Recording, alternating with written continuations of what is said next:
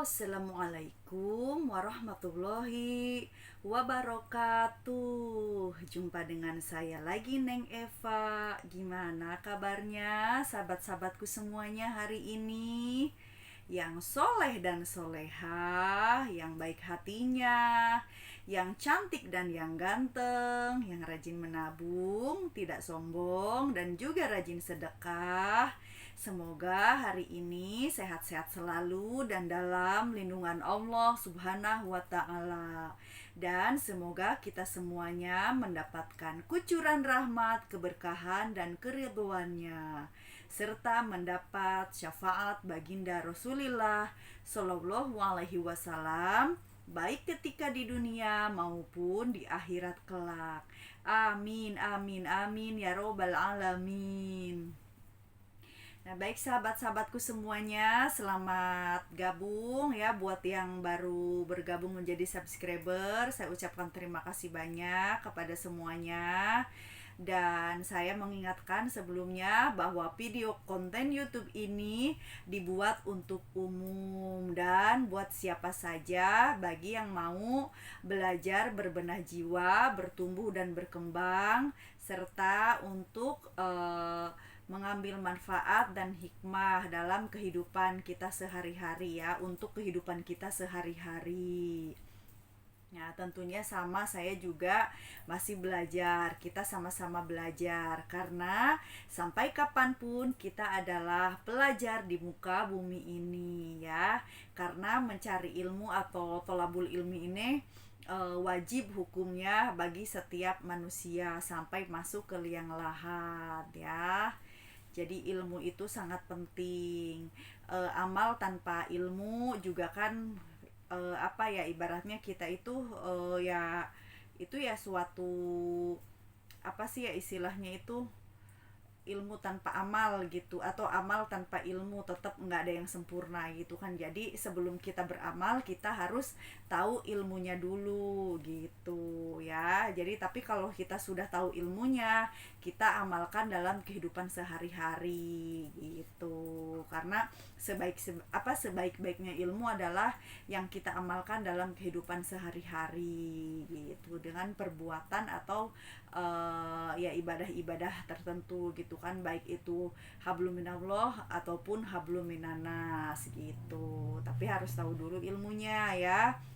Namun di sini saya spesialis, maksudnya khusus gitu tentang spiritualitas. Syariat dibahas ya sedikit-sedikit saja kalau ada sesuatu yang yang melemahkan syariat gitu. Jadi bagaimana, terus sesuatu syariat yang melemahkan spiritual juga bagaimana. Jadi sehingga kita itu memiliki pedoman gitu. Selama masih dibenarkan oleh syariat, ya kita ikuti syariat dengan sebaik-baiknya. Dan selama sesuatu yang melemahkan syariat, selama itu sesuai dengan spiritual, ya kita ikuti juga. Jadi tergantung kita mau ngikuti yang mana, ya disitulah tingkatannya gitu ya.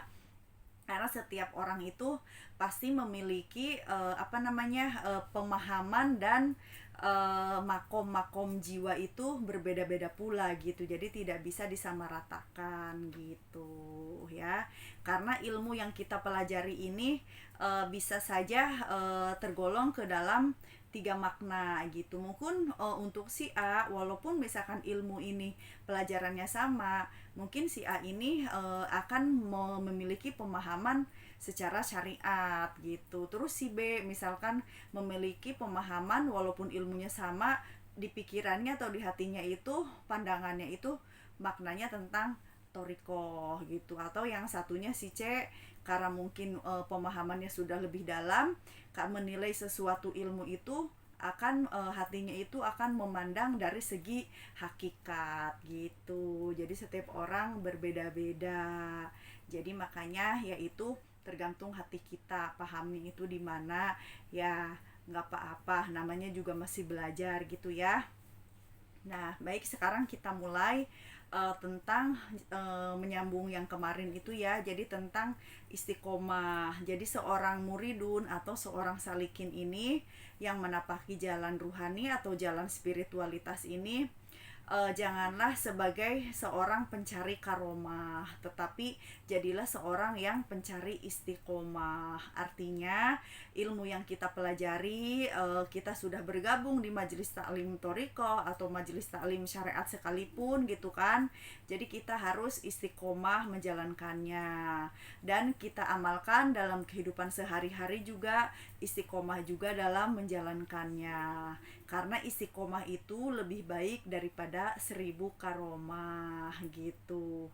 Dan apabila mendapatkan suatu karomah-karomah kecil gitu kan, misalkan karena memang para salikin ini biasanya akan dianugerahi karomah-karomah kecil. Jangan juga terjebak di dalamnya sehingga berhenti beribadah gitu loh. Karena saya nih sudah bisa begini, kok saya tiba-tiba bisa begitu, terus terlena, akhirnya berhenti beribadah. Itu juga merupakan suatu tanda ketertipuan. Adanya kita diberikan karomah-karomah kecil atau dianugerahi karomah-karomah kecil oleh Allah Subhanahu wa taala, itu adalah sebagai tanda penyemangat kita untuk lebih getol lagi dalam istiqomah mencari ilmu dan istiqomah dalam beribadah. Jadi bukannya terlena, jangan ya.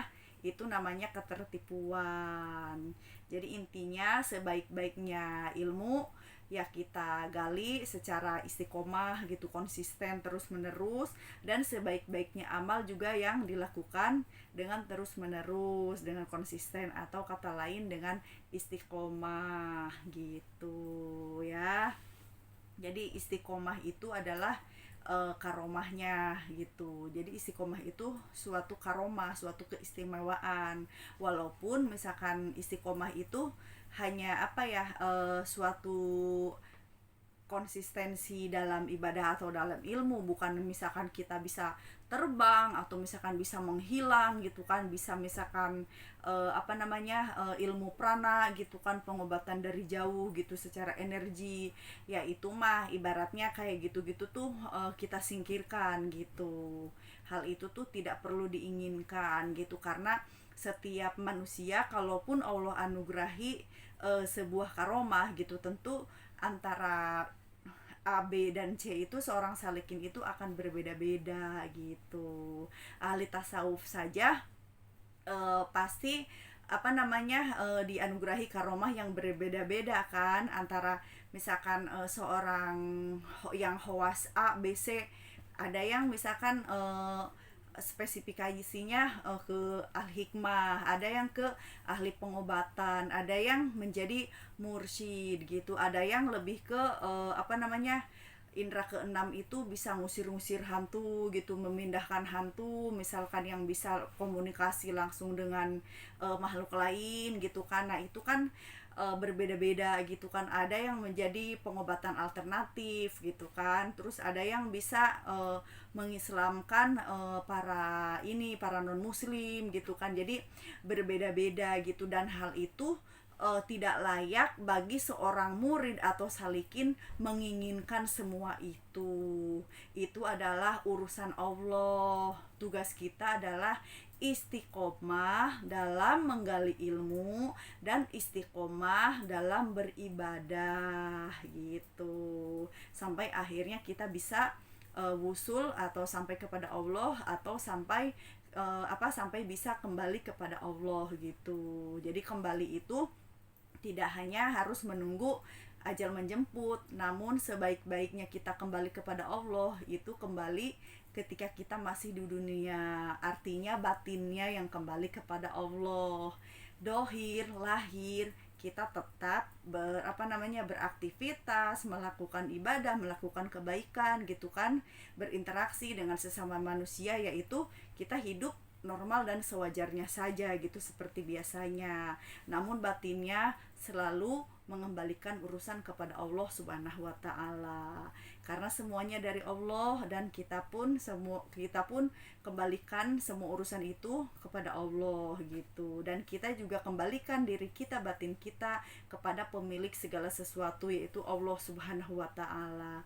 Biarkan Allah yang mengatur segalanya. Tugas kita hanya ibadah atau istiqomah dalam ilmu dan dalam ibadah dan dalam kebaikan ya. Wallahu a'lam bishawab. Saya mohon maaf kalau ada kekurangan dan kesalahan dalam menyampaikannya. Saya hanya manusia biasa yang belajar dan terus belajar.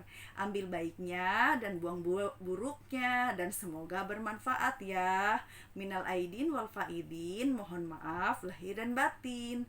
Wassalamualaikum warahmatullahi wabarakatuh. Sehat lahir batin.